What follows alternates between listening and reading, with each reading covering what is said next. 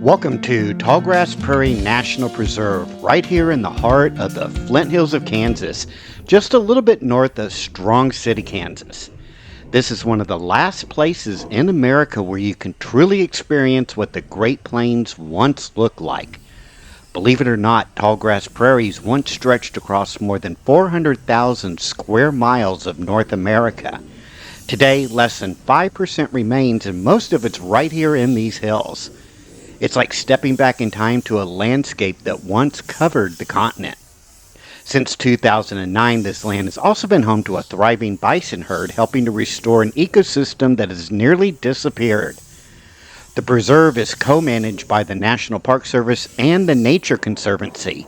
Together, they're not only protecting this rare ecosystem, but also preserving the stories of the people who lived and worked here. Ranchers, homesteaders, and native nations who called these prairies home long before that. If you ever come out here to explore, there's plenty of options. There are over 40 miles of hiking trails that take you right through the prairie, and in the summer months, there's even a narrated bus tour to learn about the plants, wildlife, and history that makes this place special.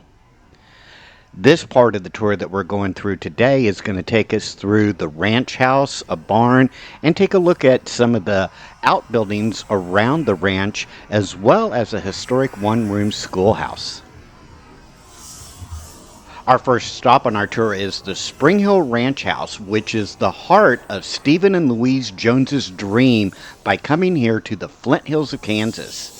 Stephen Jones was born in Tennessee in 1826, and his wife Louisa was born in Georgia in 1833. By the time they moved here in 1878, they had already built a successful life in the cattle business, working across Texas and Colorado. But when they arrived in Kansas with their daughter Ludy, the youngest of their 5 children, they were ready for something bigger, something lasting. The first thing you notice about the ranch house is how grand it feels. The house faces east, greeting the morning sun, and its design makes it an unforgettable first impression. It was built in the French Second Colonial style, which was all the rage in the 1870s and 1880s. This 4-level, 11-room house cost about $25,000 to build in 1881, a massive investment for the time. According to local records, it took around 20 men working day and night to finish it. In fact, there was so much construction activity going on here that travelers passing by often mistook the site for Strong City itself, which is actually about 2 miles south. Jones came to Kansas with $100,000, a small fortune at the time, and he put it to work. He named the ranch Spring Hill Farm and Stock Ranch after the many natural springs he discovered on the land. Over time, he expanded his holdings to about 7,000 acres, and built more than 30 miles of limestone fences to enclose his property. That's a lot of stone, but a whole lot of ambition.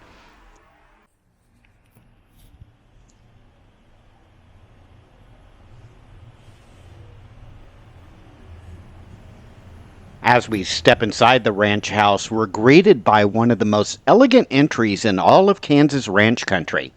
The formal entryway and twin parlors were the most beautifully decorated parts of the house. Just look at that custom-built walnut staircase and the tall ceilings in the rooms. The space was designed to impress guests from the moment they walked through the doors. Now, none of the original furniture survives in the home, but what you see here are period pieces donated in the 1990s. The mantelpieces, walnut-painted woodwork, door hardware, and plaster crown molding, though, are all original. Back in 1882, a local newspaper reporter called this one of the most elegantly furnished homes in eastern Kansas. He described rich carpets from Brussels, large mirrors, and furniture selected with what he called rare good taste. You can imagine the Jones family hosting guests here, formal gatherings in the north parlor, maybe more casual visits in the south. And that walnut staircase we see is one of the home's real showpieces. It's almost exactly as it was when first installed in 1881. Each of the 98 balusters were hand-carved, and the banister was assembled from 17 separate walnut sections.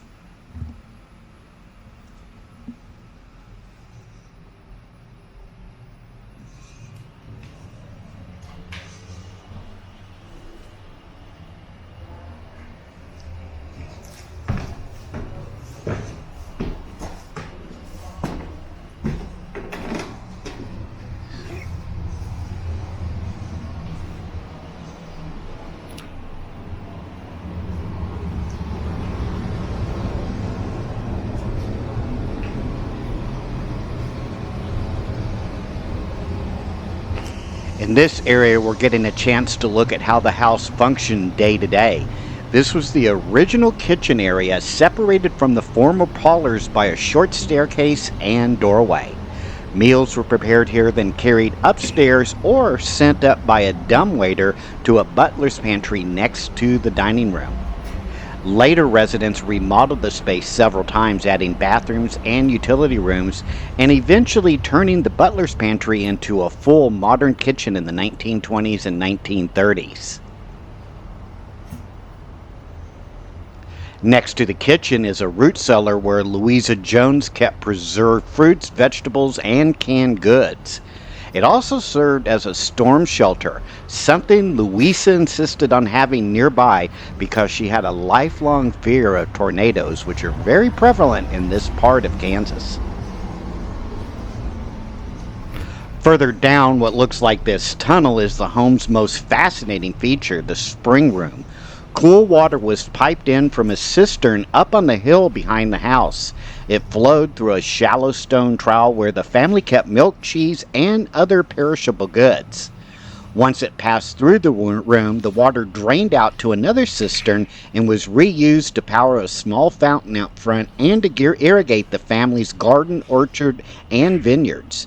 It's a perfect example of 19th century ingenuity using the land's natural springs to create early refrigeration.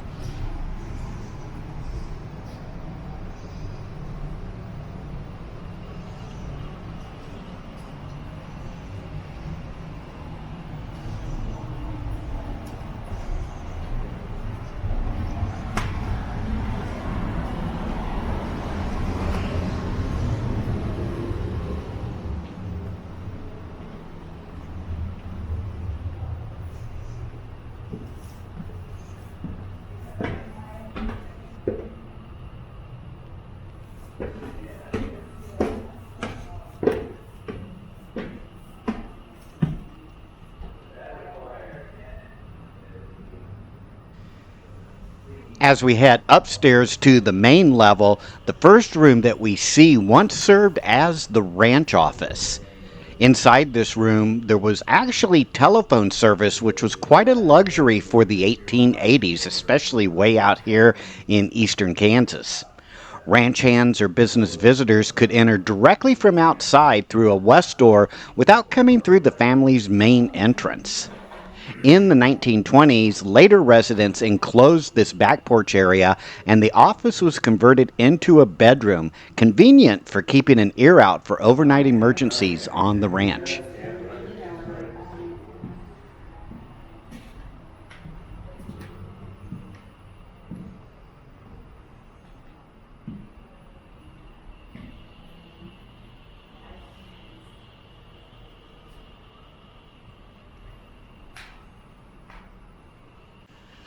We're now heading into what's known as the living spaces on the ranch house. This is actually where the family spent most of their time.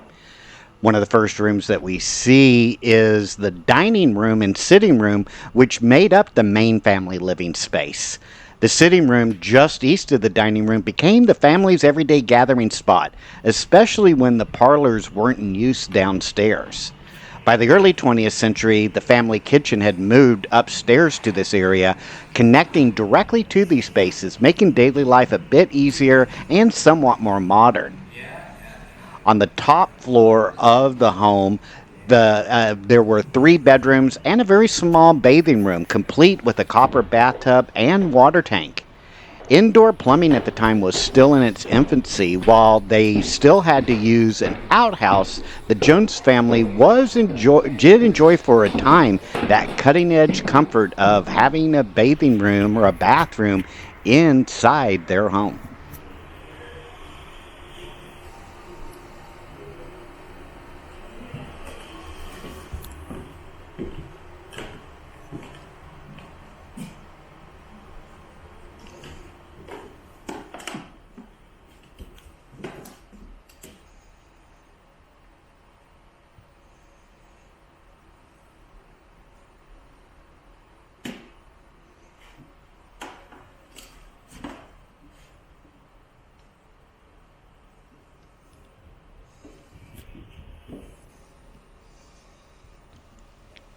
Our last stop on our tour here inside the Spring Hill Ranch House is taking a look at what the bedrooms would have looked like at the time.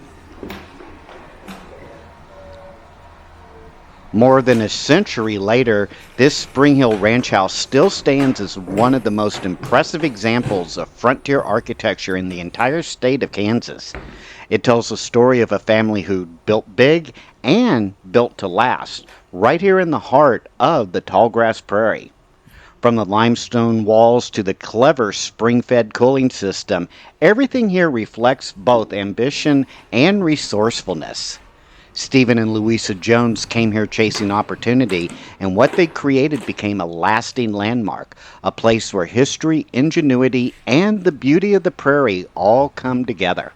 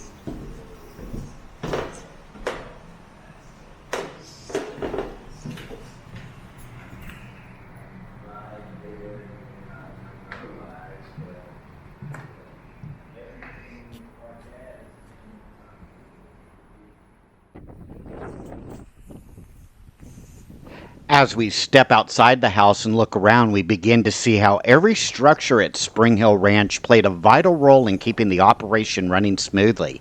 Stephen Jones designed this ranch as a self-sufficient enterprise. Everything from storing ice to curing meat was done right here on the property. Next to the house, we see the smokehouse. This is where meats were cured and smoked, ensuring the family and ranch workers had food through the long seasons when fresh supplies were scarce. The process was slow and very deliberate. Salt, smoke, and thyme transformed cuts of beef, pork, and game into durable, flavorful provisions. It was both a necessity and a tradition, part of the rhythm of ranch life in the 19th century.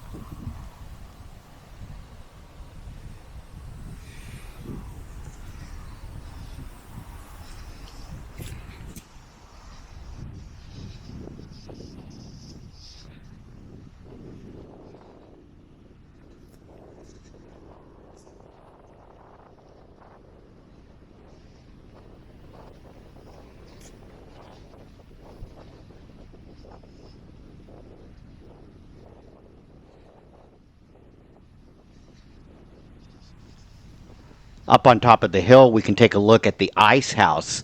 This ice house is built of the same thick limestone blocks used in the main structure.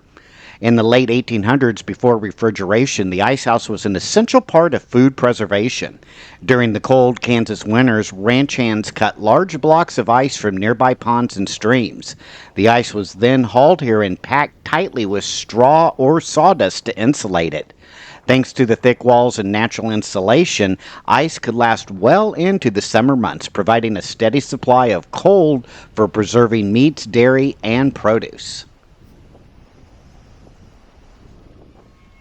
This building that we see here is the carriage house. It was actually constructed around the 1920s or so and was used to store the family vehicles when vehicles became more prominent here in this part of Kansas.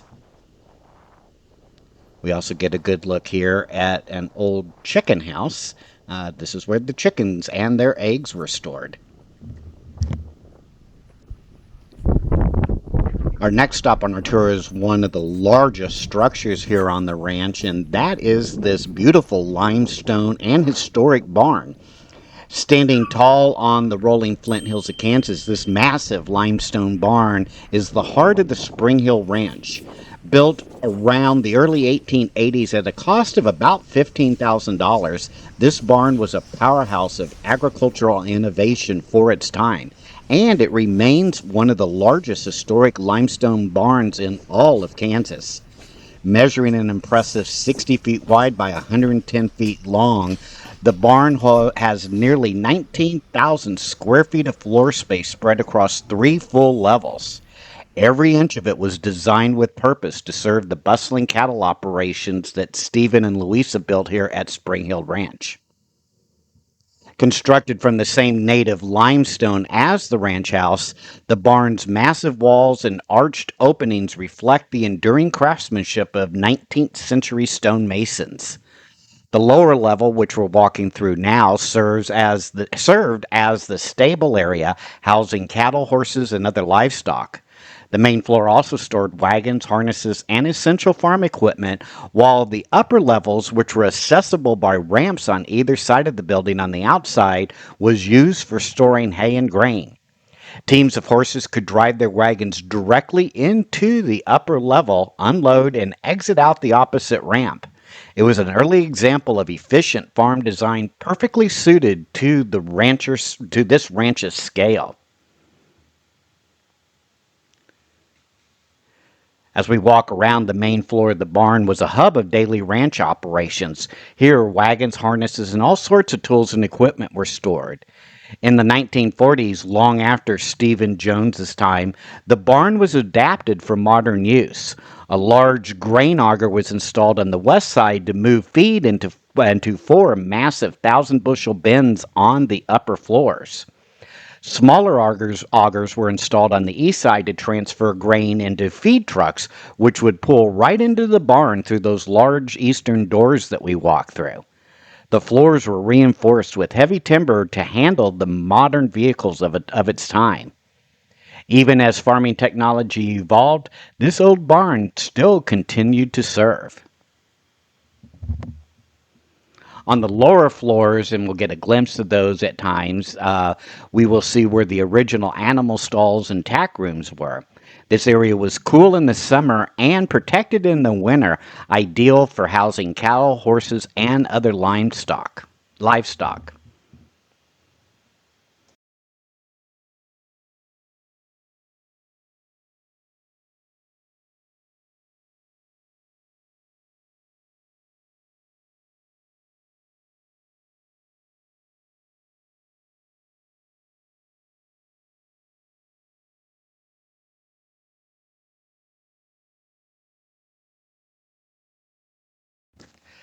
Today, the limestone barn at Spring Hill Ranch stands as a monument to Kansas ranching history. Strong, elegant, and built to last. Its walls tell the story of the Flint Hills, of perseverance, craftsmanship, and the pioneering spirit that shaped this land. Even after more than a century, it continues to watch over the prairie, a proud symbol of the work, the dreams, and the legacy of Stephen F. Jones's Spring Hill Ranch.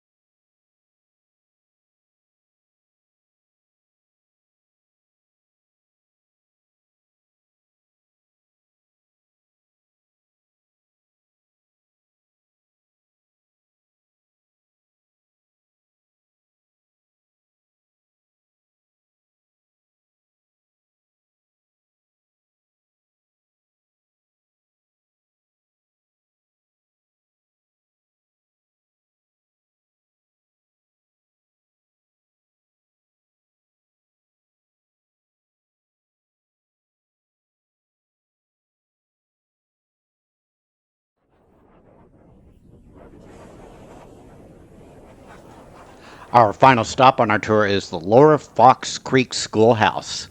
Residents of the Fox Creek area decided in 1878 and 1879 that a school district should be formed for the education of their children. Being one of the earlier districts formed, it was given the number 14, though it was commonly just called the Lower Fox Creek School.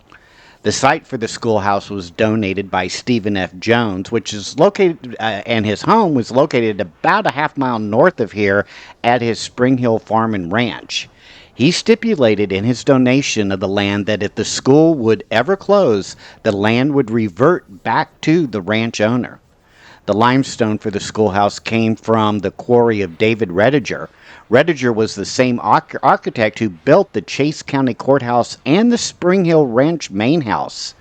The schoolhouse was built for about $1,000 and completed in 1882. The Lower Fox Creek Schoolhouse, though, did not hold its first class until September 1st of 1884, when the first teacher was finally hired. The average enrollment at the schoolhouse ranged from 1 to 19 students who attended grades 1 through 8. Classes continued to be held at the Lower Fox Creek Schoolhouse until 1930, when the school was closed. The school district itself disbanded in 1947, and the schoolhouse property reverted back to the ranch owner at the time, George Davis.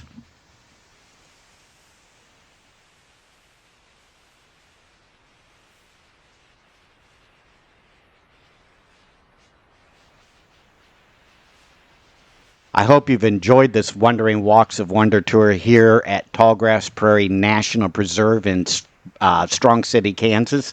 Make sure to hit that like and subscribe button, and we will see you on our next Wandering Walks of Wonder adventure. Take care now. Bye-bye.